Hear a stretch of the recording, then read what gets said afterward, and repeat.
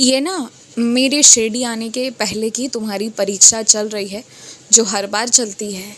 हर बार तुम पीछे कदम हटाने लगते हो, डगमगाने लगते हो, सच झूठ, अच्छा बुरा इन सारी चीज़ों को सोचते हुए, और उसके बाद अंत में मुझे ही खींचकर तुम्हें शिरडी बुलाना पड़ता है।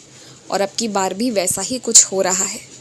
बाकी मैं तुमसे सिर्फ इतना ही कहना चाहता हूँ कि तुमने मुझे बहुत प्यार दिया है, मैं तुम्हारा हाथ नहीं छोड़ूंगा। और मैंने तुमसे पहले कहा था कि जो जो गलत है उन्हें सज़ा मिलेगी, चाहे वो तुम्हारे अपने हो या तुम्हारे लिए वो अनजान लोग हों। तो आज वही हो रहा है और आगे भी वही होगा। तुम शांत रहो, विचलित मत हो। अगर किसी को परेशानी मिली है तो उसका समाधान भी उसके साथ दिया गया है। तुमसे मैं सिर्फ इतना ही कहना चाहूँगा ना कि इस वक्त अपने जीवन पर, अपने कार्य पर इतना ध्यान लगाओ, इतना ध्यान लगाओ ना कि बस तुम जो चाह रहे हो सफल हो जाओ। बाकी आशीर्वाद इतना है ना कि किस्मत तुम्हें रोक नहीं पाएगा। अब ये तुम्हारे कर्म पर निर्भर करता है कि तुम अपने कर्मों से अपने आप को आगे ले जा रहे हो या पीछे रोक दे रहे हो। और तुमसे एक बात कहूँगा, दो लोगों या दो समूह के बीच के स्थान को तुम पा लिए हो। दोनों समूह चाहते हैं कि तुम उनसे मित्रता रखो, और ऐसी परिस्थिति में ना तुम्हें दोनों से अच्छे बर्ताव करने चाहिए और ये कोशिश करना चाहिए कि उन दोनों के बीच जो गलत फहमियाँ हैं ना उन्हें दूर कर सको। और यदि वो नहीं कर सकते या उन मामलों में पड़ना नहीं चाहते तो ये अच्छी बात है, तुम्हारे मन की शांति ज़्यादा अच्छे तरीके से बनी रहेगी।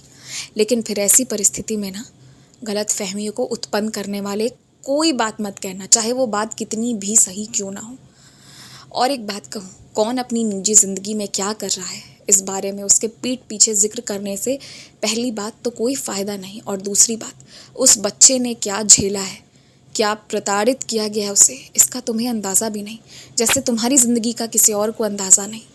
तो इसलिए ना किसी के पीठ पीछे किसी के बारे में अच्छा बुरा सोचना अच्छी बात नहीं होती है।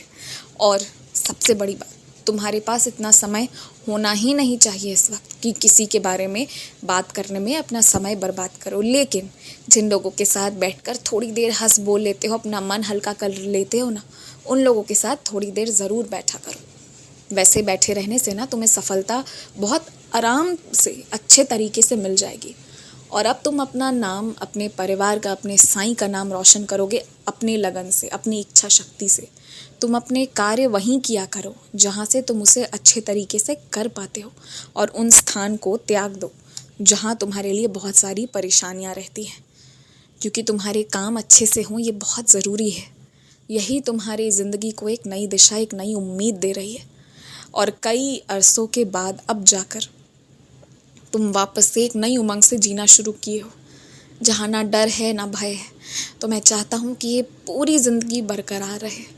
और जो तुम सेवा दे रहे हो, जो भक्ति दे रहे हो, उससे मैं बहुत प्रसन्न हूँ। कोई शिकायत नहीं है मुझे तुमसे। बस इतना है कि अपनी सच्चरित्र का पारायण समय पर कर लिया करो। खुश रहो।